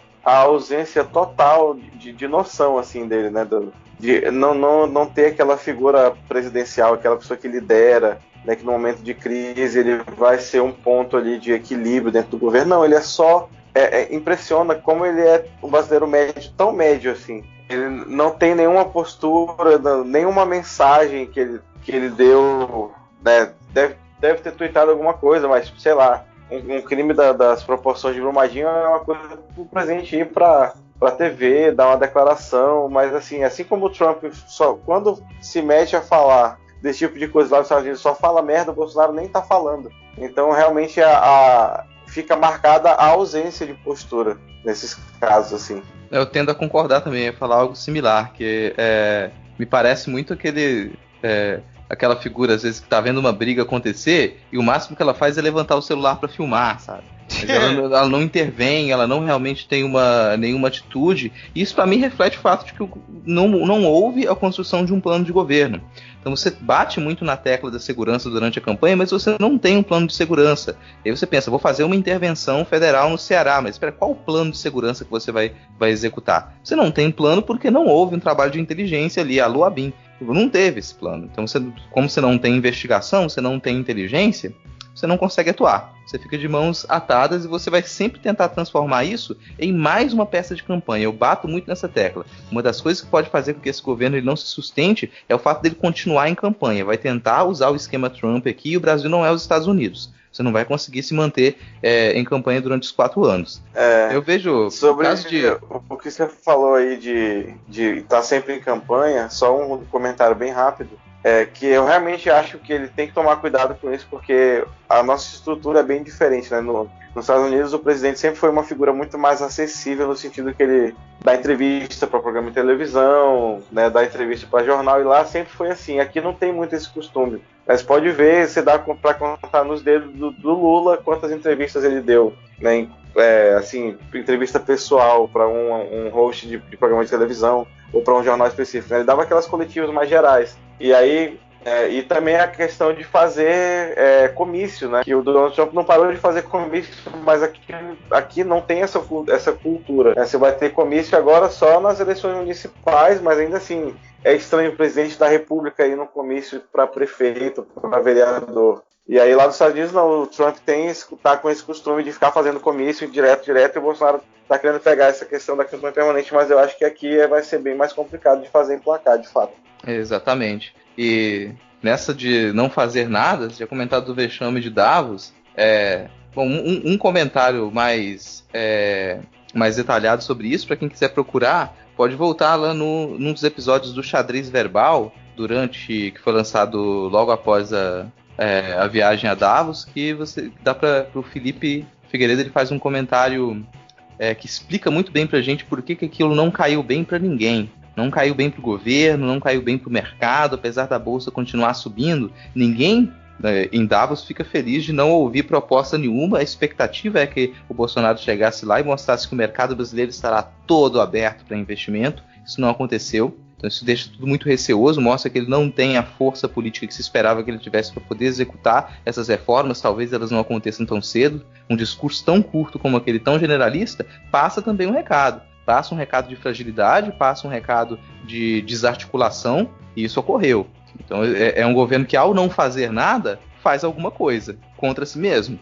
Exatamente. E assim, o grande carro-chefe desse governo vai ser, sem dúvida nenhuma, a reforma da Previdência. Eu acho que a gente já pode caminhar aqui para o final. O que vocês esperam aí de expectativa? Quer dizer, quais as expectativas que vocês tem aí em relação à reforma da Previdência no âmbito político, né? Não vamos nem entrar assim na questão técnica da coisa, né? Até porque é uma reforma que ainda vai passar por ajustes na Câmara, com certeza. Mas politicamente, como é que vocês veem? Talvez um fatiamento grande dessa reforma, o Congresso acabar mudando muita coisa, resolver proteger algumas categorias.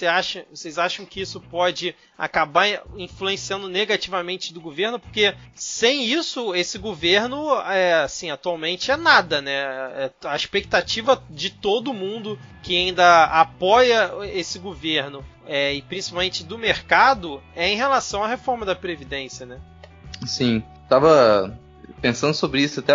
Eu não diria que ela vai passar com tanta facilidade, mas eu acredito que a reforma da Previdência vai passar. Não acredito nem que ela seja tão fatiada, muito pelo ímpeto do Maia. Assim. O Rodrigo Maia ele já está empenhado há muito tempo em colocar para votação a reforma da Previdência, e agora, né, nessas movimentações mais recentes, o líder do governo na Câmara, que é o Major Vitor Hugo, ele já estaria já procurando acordos e entrar em contato com outros deputados para tentar formar uma maioria de aproximadamente 350.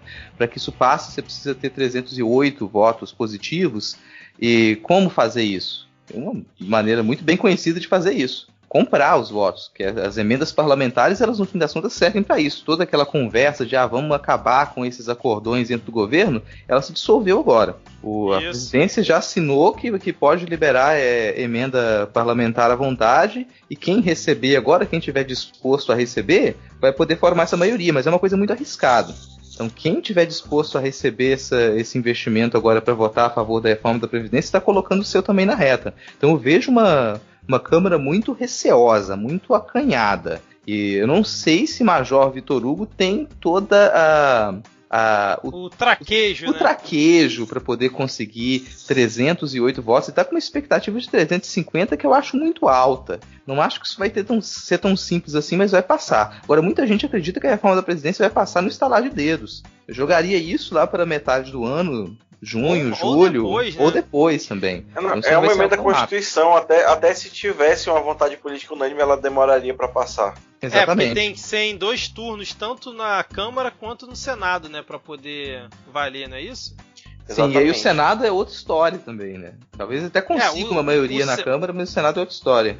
O Senado que eu acho que é o mais espinhoso ali pro governo atualmente, porque depois daquela confusão que foi a eleição, né, com certeza o Senado tá bem dividido, a não ser que o governo consiga aí fazer alguma articulação para poder trazer votos para si, para ter uma margem tranquila, né? Mas realmente sim, não vai ser nada fácil. Não acho que Renan Calheiros caiu e vai ficar por isso mesmo. Eu acho que ele ainda vai ser uma pedra no sapato do governo aí na aprovação dessas reformas. Exatamente, cara. Tanto da questão da Previdência quanto do pacote aí do Moro, porque ele sabe que são os 2 carros-chefes ali do governo, né? Principalmente a reforma da Previdência. Então, conhecendo o Renan Calheiros de outros carnavais, o que ele puder atrapalhar, principalmente para poder ficar aparecendo na mídia, ele vai fazer, né? E aí, não passando com tanta facilidade a reforma da Previdência, a gente pode começar a se questionar sobre algumas outras seguranças do governo também, porque como que o poder econômico vai reagir se essa reforma ela não passa nesses termos, ou se ela não passa com tanta facilidade, ou se ela fica travada esse ano e fica para o ano que vem, que é uma possibilidade também. Sabe? Como que isso vai ser abordado pela imprensa? Porque a gente não chegou a discutir aqui, mas a relação do governo com a imprensa também dificulta a vida desse próprio governo. O fato de eles não conseguirem ter um apoio maciço, o fato de terem eleito algumas áreas da imprensa como inimigos declarados, isso faz com que qualquer derrota do governo seja alardeada, mesmo as pequenas derrotas, quanto mais uma derrota maior. Eu ainda acho que eles vão se arrepender muito de ter pintado um alvo tão grande nas costas da Globo, porque, assim, a Globo tem mandado na opinião pública do Brasil há décadas, assim, é uma das maiores emissoras de TV do mundo. Não é simples você chegar e escolher uma galera dessa para ser sua inimiga, saca? Então eu acho que o Bolsonaro ainda vai se arrepender muito de ter feito a Globo de inimiga. Assim, ele tá bancando a aposta, né? Tanto que a Globo e a Folha são os maiores alvos dele e da família.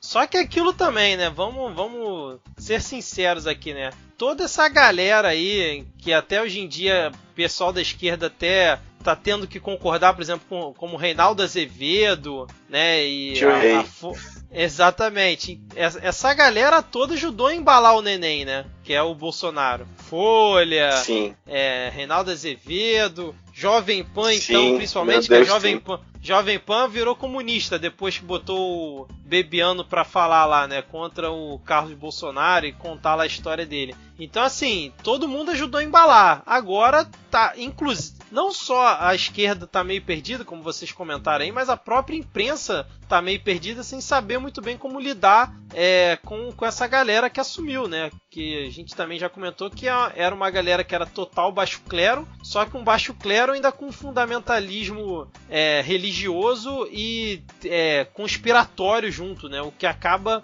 agravando ainda mais, né? Vamos ver como é que vai ser no decorrer disso, e a reforma da Previdência com certeza é o fiel da balança para essa relação aí da imprensa com o governo, né? Exceto a Record, porque a Record a gente já sabe que é a TV quase oficial ali do governo, né?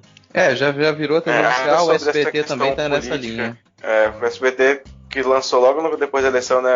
Ame ou Deixe. Nossa. Mas aí falando sobre essa... Foi horrível. Falando sobre o cenário político, né, que vai se delineando com relação à reforma da Previdência, eu acho que realmente não vai ser fácil passar no Senado, no Congresso. Vai ter que comprar muito voto, porque se depender de vontade política não vai rolar, porque assim, vai ter muita mobilização contra. Né? Agora, semana passada, acho que dia 19 e dia 20, teve reunião das centrais sindicais em São Paulo e no Rio, né? E gente que estava brigada há décadas, gente que foi muito do governo do PT, e assim, dentro da esquerda tem muita cisão, né? Muita briga, mas assim, a galera tá tentando deixar um pouco de lado essa briga para se reunir em torno da defesa da Previdência. Eu acho que vai ser um calo no sapato também isso aí. Então acho que vai ter muita mobilização na rua, vai ter muita mobilização em Brasília, vai ter muita pressão nos parlamentares também, dessa galera que tem contatos, né? Então, além da falta de traquejo, né, do governo, não tem ninguém lá que seja um grande articulador, que vá saber, né, juntar os interesses de gregos e baianos. Ainda tem a questão que assim, vai ter muita luta contra a reforma da Previdência. Mas assim, se uma coisa a gente não tem que admitir, que o governo foi esperto, como vários outros governos fazem, que é passar a reforma da Previdência logo no início do governo, né? Enquanto o capital político ainda está grande, né? Isso aí a gente não pode negar. Vamos ver se a aposta vai dar certa, porque é uma reforma puxada, né, para os padrões brasileiros. Vamos acompanhar aqui, e a gente ainda vai debater isso bastante aqui no Midcast ao longo de 2019. Vocês querem falar mais alguma coisa, algum ponto que vocês querem? Eu ia falar que a gente... Só uma reforçada na questão da Venezuela. Então, vamos lá. Primeiro o Rodrigo. Vai lá, Rodrigo. O comentário é quase aleatório que eu ia fazer, que, cara, a gente precisa de mobilização contra a reforma da Previdência, a gente pega tanta coisa ruim da Europa, a gente herda tanta merda da Europa, vamos pegar alguma parte boa, sabe? Se é pra gente se manifestar contra a reforma da Previdência, vamos começar a queimar carro, vamos começar a virar carro em rua, sério, vamos voltar pro ataque. 6 toneladas de estrume na frente do Congresso Nacional. Exatamente, se é pra pegar alguma coisa do comportamento europeu, a gente pode começar a queimar veículo também. Calma aí, cara, calma aí. Vamos com calma. Siga uma página, eu sou fã dos franceses, porque qualquer coisa eles vão lá e queimam carros. Exatamente, mas a gente tá calmo, Vitor. Isso aqui é a calma. Tá certo. Quando a gente fica irritado, a gente pega em arma, mas acho que não vai ser o caso, né? Por enquanto vamos ficar só queimando carro mesmo. Entendi, mas fala aí, Diego. Eu ia só comentar sobre a questão da Venezuela, que está bem acirrada agora, né? Tá acontecendo tudo muito ao vivo, então acho que fica até complicado fazer uma análise mais aprofundada agora, mas acho que é importante deixar claro que eram 2 caminhões, né, com mantimento. Era a questão que, para um país de 30 milhões de habitantes, não faz diferença humanitária, assim, virtualmente nenhuma. Então, é claro que é só para instigar, né? A intenção dos Estados Unidos é realmente provocar e tentar derrubar o Maduro de qualquer jeito, né? Aqui não fazendo, né, nenhum juízo de A ou de B, mas só dizer que você manda 2 caminhões com um pouco de comida, um pouco de medicamento e tenta fazer disso um cavalo de batalha. É muito claro que você não está nem tentando, né, mandar ajuda humanitária de verdade, você só está tentando uma desestabilização da política do país. Isso é uma das coisas que me deixa mais irritado com isso também, é me fazer defender declaração do Maduro, cara. O pessoal vai me fazer defender Nicolás Maduro. Bicho, ajuda humanitária, com 2 caminhões, já não faz o menor sentido. A ajuda humanitária, sem ter sido, sem ser aceita por um governo, também não faz o menor sentido. Essa história de aceitar o Guaidó como verdadeiro presidente, e a partir das relações diplomáticas com ele mandar ajuda humanitária, é uma coisa completamente descabida.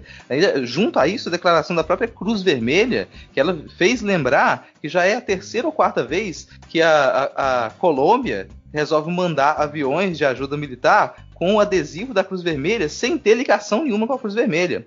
Usa a marca da Cruz Vermelha para mandar alguma coisa, mas não é. Aquilo não são agentes da Cruz Vermelha, sabe? Não é veículo da Cruz Vermelha, não se sabe o que tem dentro daqueles veículos. Então essa é uma coisa muito estranha. É a postura, de certa maneira, não querendo defender o governo Maduro, mas é uma declaração que faz sentido. Ó, fala, eu aceito a ajuda humanitária, eu aceito a ajuda humanitária da Rússia, aceito a ajuda humanitária da China. Quem quer me dar ajuda humanitária? Eu não aceito a ajuda humanitária dos Estados Unidos, eu não aceito a ajuda humanitária da França. Por que vocês querem me empurrar? Tem mais gente querendo ajudar. Mas agora não pode chegar ajuda humanitária de outros países. Só quem pode fazer ajuda humanitária no planeta, pelo visto, são os Estados Unidos e a União Europeia. Isso soa muito estranho, sabe? Você vai fazer ajuda humanitária com um país com o qual você não tem relação diplomática? Sabe? É complicado. É complicadíssimo. Claramente foi uma forçação de barra ali dos dois lados, né? E assim, como até teve um episódio do Segue o Fio, que é um formato novo aqui do Midcast, né? Uma thread do Lucas Berti, que a gente materializou aqui em podcast, não dá pra ser binário nesse assunto, né? Não tem mocinho e vilão nessa história, né? Você tem que realmente procurar analisar os dois lados, saber que tem merda dos dois lados e assim, tentar ser minimamente racional quando você analisa essa situação, mas que claramente essa questão da ajuda humanitária e tal foi uma forçação de barra, isso aí tá claríssimo, né? Agora, aquela história, né? Sem entrar no mérito se é o correto ou não, porque no fim das contas a gente está falando de pessoas que estão realmente passando necessidade, estão com dificuldades de se alimentar, de viver mesmo lá na Venezuela, e acaba quem sofre é justamente a população, né? No fim das contas, né? Toda a crise de qualquer governo, seja ela em menor escala ou não, sempre o mais pobre é que se ferra no fim das contas, né? E não está sendo diferente lá na Venezuela com essa confusão toda. Não sei se vocês concordam comigo, né? Eu concordo, que é aquela coisa, quer dar ajuda humanitária? Primeiro ponto, tem outros lugares no mundo que precisam de ajuda humanitária. Manda ajuda humanitária pro Iêmen. Ninguém está interessado em mandar ajuda humanitária para uma série de lugares. Vamos mandar ajuda humanitária pro poço de petróleo, por alguma razão. Tem outras maneiras de você fazer isso também. Tudo bem que o embargo econômico que a Venezuela sofre não é aquele embargo econômico todo com tantas restrições assim como era de Cuba, mas ainda assim é um embargo. Quer fazer ajuda humanitária, acaba com esse embargo, coloca uma observação da ONU para que você reestruture a democracia, mas você não tenta derrubar um governo com a desculpa de ajuda humanitária. Isso simplesmente não soluciona a crise. Não adianta você jogar centenas de caminhões com suprimentos para dentro da Venezuela sem ter nenhum controle sobre isso. Então você vai precisar fazer uma vistoria, né? É uma coisa... Ainda tem isso, né? Você tá botando quem para distribuir isso, né? Exatamente. Cara? É complicado. E com fronteiras fechadas. Isso, cara, a gente ainda vai discutir bastante isso aqui, porque como vocês falaram, a coisa ainda tá ocorrendo nesse momento, a gente ainda não sabe como é que vai se desenrolar, mas a gente vai ficar aqui atento e em breve voltamos, né? Acho que a gente pode fechar por aqui, hein? Já conseguimos cumprir bem a nossa missão aqui hoje de fazer o primeiro Midcast Política de 2019. Maravilha. Posso fazer 2 indicações? Final? Pode fazer. A gente fez algumas indicações de perfil, e tem um perfil que eu comecei a seguir recentemente que eu acho muito útil para a gente poder acompanhar os trâmites do Congresso, que é o Congresso in Loco, um perfil do Twitter, que é o Congresso in Loco, que ele mostra pra gente algumas PLs que elas começam a entrar em circulação, que elas são menores, mas que elas podem afetar diretamente o nosso dia a dia, às vezes são votadas, às vezes não são, mas que a gente consegue acompanhar o andamento delas. Congresso in Loco. Olha, então, interessante, hein? Não conhecia essa, não. Esse é um perfil interessante. Como a gente conversou bastante hoje também sobre esse decreto que flexibiliza o posse de armas e como que o cidadão de bem ele se comportaria com posse de armamento mortal, eu gostaria de sugerir um filme da Gabriela Amaral, um filme nacional, que é o Animal Cordial. O Animal Cordial é um filme de 2007, e com o Murilo Benício, Luciana Paz, Irandir Santos, Camila Morgado. Ele é um filme que mostra como que algumas dessas pessoas consideradas cidadãos de bem, ele reagiria em situações de estresse com uma arma em punho. É um filme um pouco pesado, então para quem não gosta de ver cenas fortes, sangue, tortura e violência, eu não aconselho. Maravilha, bela dica que você dá, depois no final aconselha, né, pra galera que não é muito ligada a sangue, essas coisas, mas tudo bem, cara, tudo bem. Não, mas é porque fala assim, aí quem é ligado fica curioso. A melhor maneira de você fazer alguém assistir alguma coisa é falar, olha, toma cuidado, talvez você não queira não ver assiste isso aqui. não, né? Mas fala aí, Diego, tem alguma consideração final? Eu tenho uma observação que eu lembrei e 2 indicações.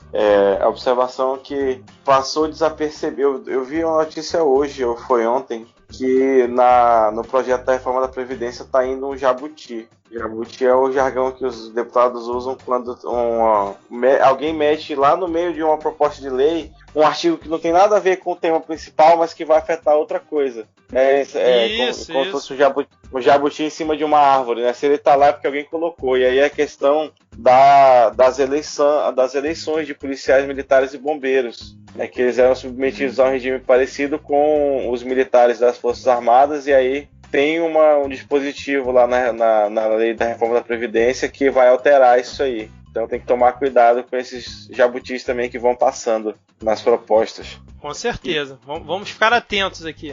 E aí as indicações, um podcast chama Boletim do Globalismo Brasileiro. Maravilhoso. Que é muito engraçado e é muito bom, e aí tá sempre bem atual.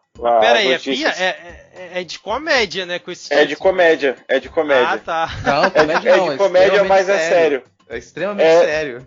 Não, peraí, cara. Globalismo, tá brincando comigo, porra. É brincadeira, mas é sério. É o melhor resumo. Fiquei curioso agora. Boletim do Globalismo Político, é isso? É o Ernesto Araújo que faz isso?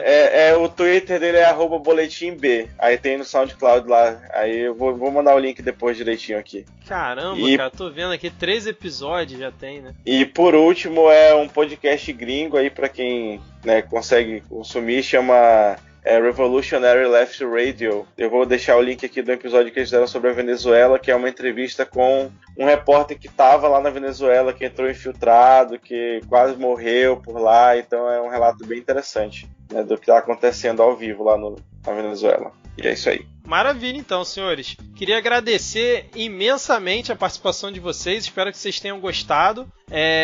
Vamos ver se a gente consegue manter essa regularidade, pelo menos ter um episódio aqui mensal. A gente debatendo o resumo político que ocorreu ali no mês anterior. E espero que os ouvintes tenham gostado. E espero que vocês tenham gostado aqui de participar também, né? Não, muito bom. Obrigado aí pelo convite. Foi um prazer, assim, eu agradeço bastante, é realmente um prazer ficar até o início da madrugada discutindo política, pistolando, reclamando e se inteirando dessa maravilha, esse pupurri de baixaria que é o novo governo brasileiro. Mas, por favor, cara, sem queimar carros por enquanto, hein? Vamos manter a linha por enquanto. Vamos guardar isso para depois do carnaval. Gostei muito da participação de vocês e espero que vocês possam voltar aqui no próximo episódio do Midcast Política. Então vamos fechar por aqui, vamos dar tchau para os nossos queridos 10 ouvintes e até a próxima. Valeu, tchau, tchau. Tchau, tchau. Falou.